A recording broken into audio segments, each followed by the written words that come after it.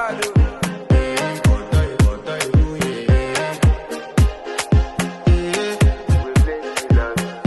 I want to flex my love. I want to impress.